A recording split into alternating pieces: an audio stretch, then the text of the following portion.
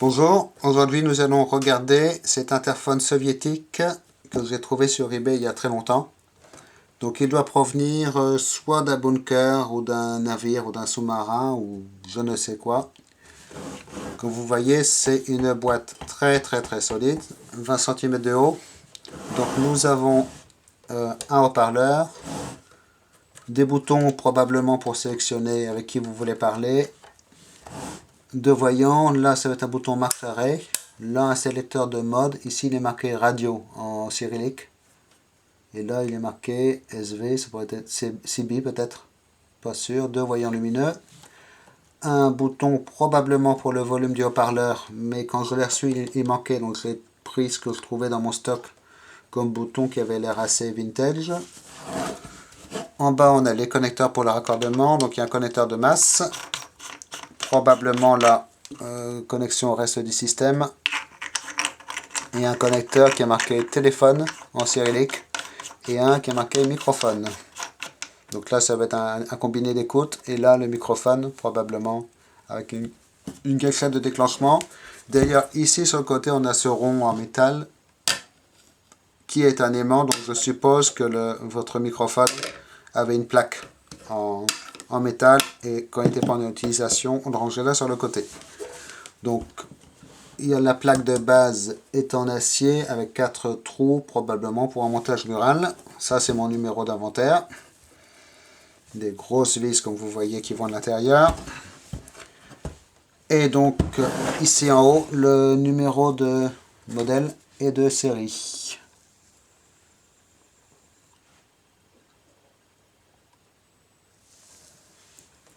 Donc on va regarder ce qu'il y a dedans.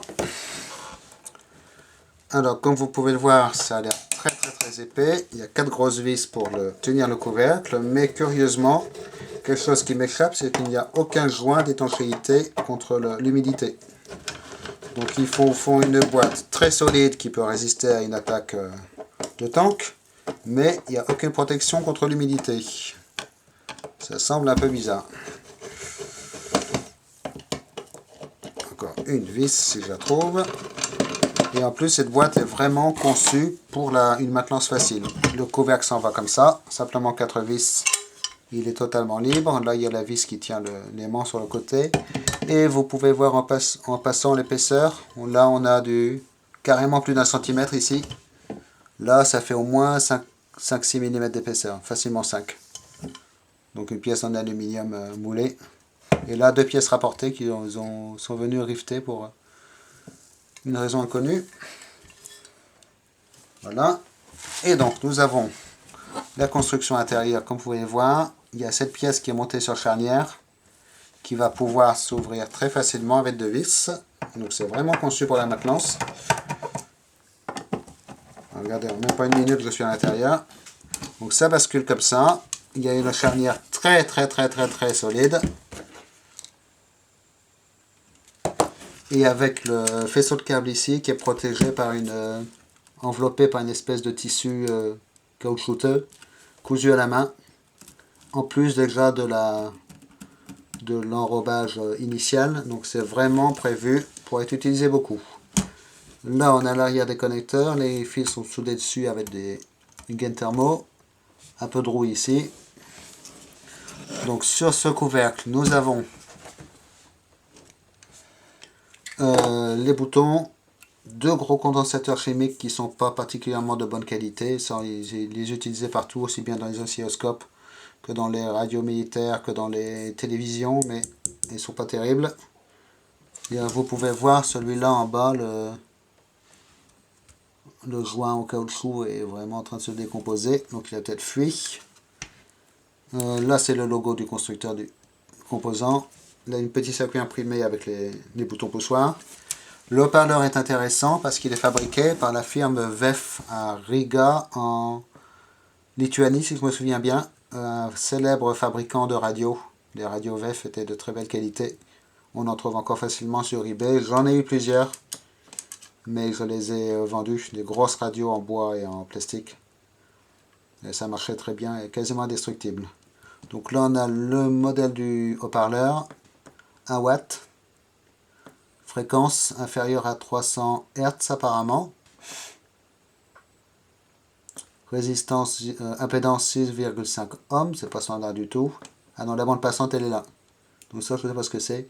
200 à 4000 Hz. Et il y a un tampon avec la date, mais bêtement ils l'ont mal centré et donc on voit pas le dernier chiffre, 1980, et après on ne sait pas. Mais là il y a un code date de février 1982. Et en sandwich entre la plaque frontale et le haut-parleur, on a une pièce de tissu, probablement pour empêcher la poussière d'aller dans le haut-parleur. Mais c'est un haut-parleur en papier à peu près, donc c'est pas protégé contre l'humidité. Donc, concernant la protection contre l'humidité, il y a une sorte de vernis sur les circuits, mais pas particulièrement épais. Et par exemple, ici, surtout sur les connecteurs, il n'y a pas de protection contre l'humidité. Et donc sur la plaque ici en bas, on a un circuit imprimé avec un connecteur qui peut être enlevé si on enlève ces deux écrous, avec seulement 6 fils qui vont dessus. Donc là, ils ont pris une pièce totalement surdimensionnée pour le besoin apparemment. Ou alors peut-être qu'il y a d'autres options qui peuvent être utilisées, donc à ce moment-là, câbler les choses en plus. Sur ce circuit imprimé, on a deux transistors de puissance sur des dissipateurs. Donc il y en a peut-être, c'est peut-être un amplificateur pour le haut-parleur.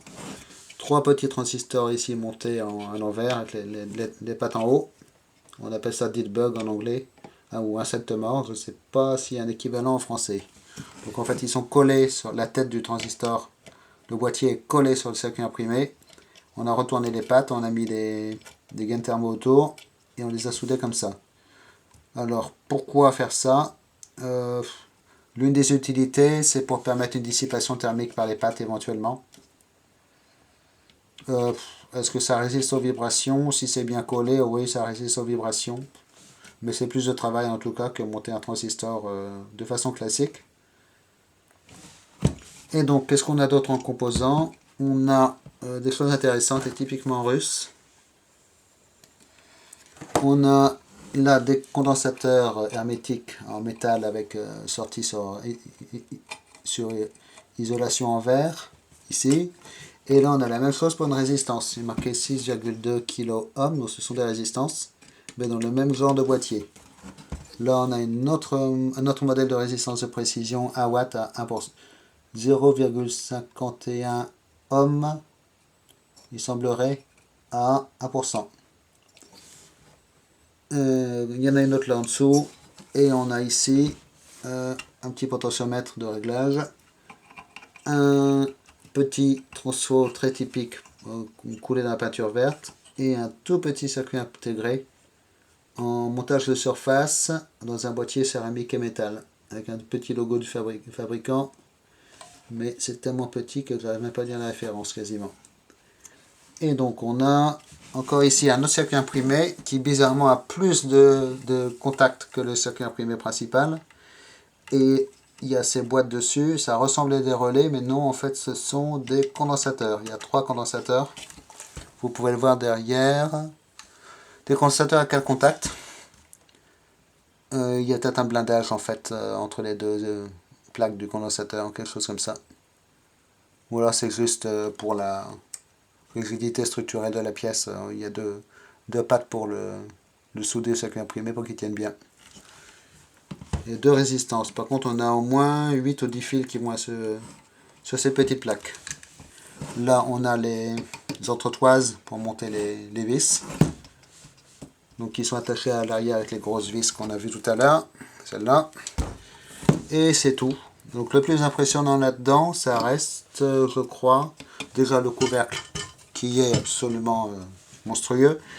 Et le faisceau de câble. Alors ici ils sont enroulés dans une espèce de truc collant, c'est une espèce de tissu recouvert d'une sorte de résine ou je sais pas quoi. C'est collant et assez